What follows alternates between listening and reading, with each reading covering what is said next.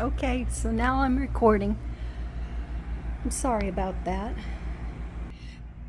Kimberly, Green and Growing with Kimberly. I'm glad you're here with me. Thank you for watching my video. And plants. There is my I'm going to give you the common names unless I can think of the botanical name, but this is a ZZ plant, just a regular ZZ. This is a dwarf samurai. Can't think of the name of that plant. It's in the they call them mother-in-law's tongues or snake plants. There's a bromeliad.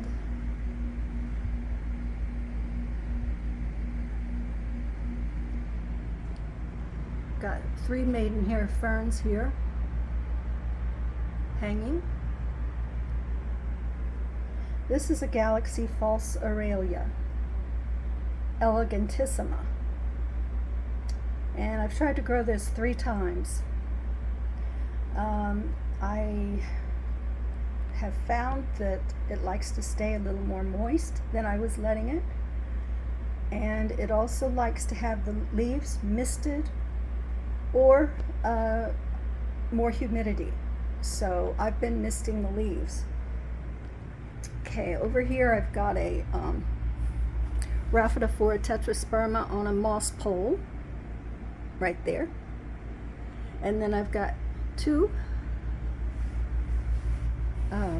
they're called lucky bamboo, but it's a form of it's Dracaena is the proper name of the plant.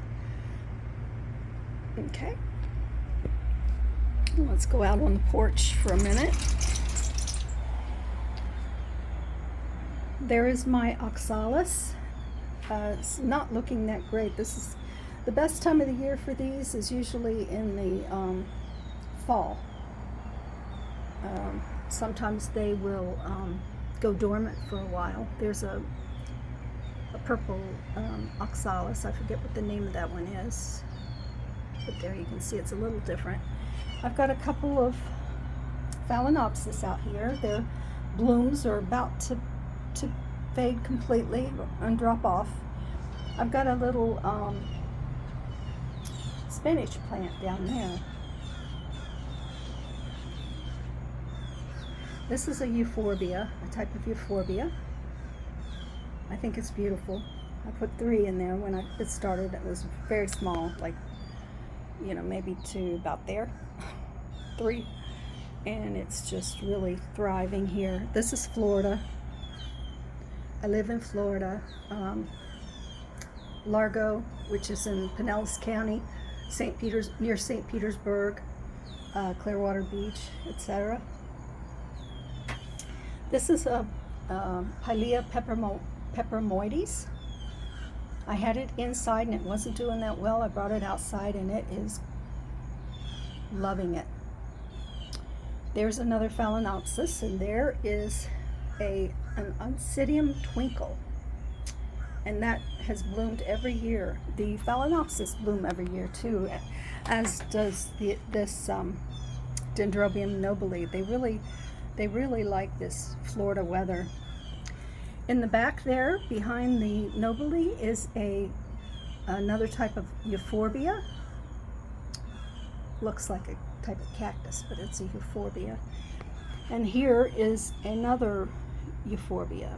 You can tell I like euphorbias. Down there I've got the Christmas cactus. I can't think of any. The official names for anything is not coming to me today, so you just get what I can give you. And there is I believe it's a type of Swedish ivy. It's also called the friendship plant. And then I have a large ficus tree out here. It was recently trimmed, but it's healthy. It does very well out here. Okay, let's go back in the house. I'll show you everything else. Okay, go into the bedroom first. That's a Jenny Craig Dracaena. That is a Haworthia,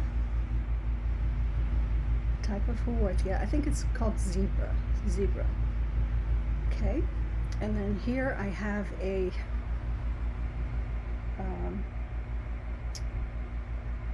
polka dot plant, Stardivus syndeptus pictus.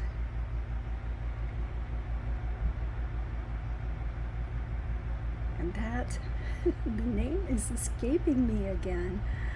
A peperomia. That's a peperomia, a type of peperomia, special type. Okay, and there is Prince of Orange philodendron. And I've got up here, I've got hanging over my bed, I've got, I don't know if you can see those clearly or not, but I've got some air plants. I want to say Tradescantia, but I'm not sure that's the proper name. Okay, and over here, this is a another type of ZZ plant. It's compacta. As you can tell, the leaves are a little bit more compacted. This is a purple waffle plant that has died back a couple times and come back. It's not in all of its glory right now, but it will come back and it's on its way. There you can see another little ZZ. That's my that's just a start of a ZZ right there. ZZ plant. There is my jade plant.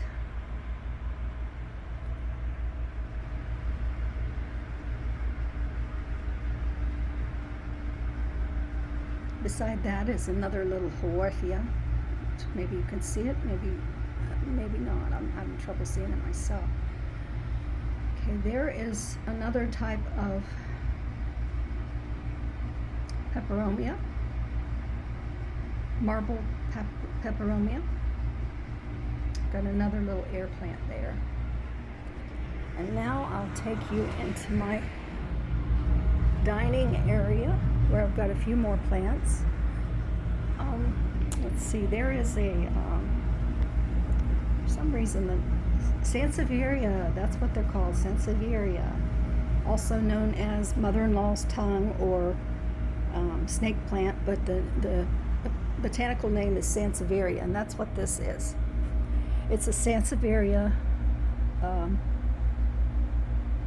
dwarf samurai. There's my bromeliad. I'm not sure if I mentioned that to you earlier. And there is my big regular ZZ plant.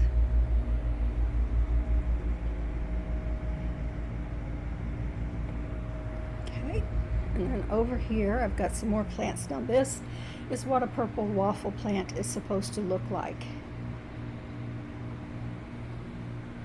That's what my plant, the small one that I showed you earlier, that will eventually look like that. And there is one of my Dracaena. I've got a couple variations of Dracaena. There's a kind of like a weeping Dracaena. And here is an Aurelia. It's a type of Aurelia. Let's see what it says. There. I thought it was pretty. A lot of plants, I don't just buy plants because everybody else has them. I get what I like. There's a spider plant that has never had any little spider babies. So it's probably a male. Some of them have the babies and some of them don't. There is another marble peperomia. That's a bigger one. And there is an Aglaonema red Siam. And it looks kind of scraggly, but I've learned that it likes to keep its soil a little more moist. And since I've been doing that, I've seen it's produced more leaves. So I might try to get another one at the store to fill it in and make it look more full. There is a type of ficus right there. Let's see.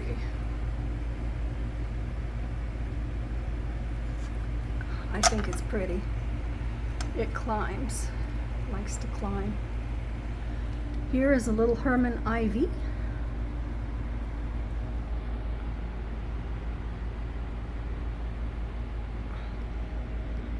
Here is a Rhaphidophora tetrasperma, also known as mini monstera, though that's not its official name. Here I've got, what is this called? It's called the Swiss cheese plant. That's its common name. But it's in the Monstera family, I believe, but I can't think of what it's called. Here I've got another type of euphorbia. It's called Jacob's Ladder or the Devil's Backbone. And I don't know if you can see back there, but I have an Earth Star bromeliad, and then I have a little cactus there, and then here I've got another Chinese money tree. I've got more cacti. Okay, and here we go. This is a marble pothos, but it looks more like a jade pothos because it's not getting as much light as it would like to have. That is a Syndaptus pictus there on the left, and they like to grow, they like to climb. So if you let it climb, I think they look prettier if you let them climb. Sometimes they don't look that pretty, but it's because they're not being allowed to climb. Okay, can you see the name of that? It's also called an umbrella plant. It's a dwarf. There is a zebra haworthia. And then I've got a few cacti back there, if you can see those. This is called a blue star fern. And although it looks good, it's not really grown much. And I think it would really prefer to be outside. But this is where I keep it, so it's, until it'll be here for a while. Anyway, there's another Phalaenopsis. My Phalaenopsis bloom every year. They do better if you put them outside here in Florida. This is a Manjula pothos. Also, I believe it's called a curly-leafed pothos. I think it's pretty. I really like it. There in the middle is a Miltoniopsis breathless beauty, and it's only bloomed once, and it was kind of a fluke. Okay, I'm going to take you back out here because I'm not sure if I got to show you these plants. I don't know. That's a Rhaphidophora tetrasperma right there, growing on the moss pole, and a couple of Dracaena. And then here is my Galaxy False Aurelia, which I've tried to grow these like 3 times, and I believe I finally am getting the care down pat. They like to have moisture around them, so I've been misting the leaves every day, at least in the morning, and they've been doing very well, so hoping I can do well with this. And that's all you have for today, but I thank you for, and I will see you in the next video. Thanks. Bye.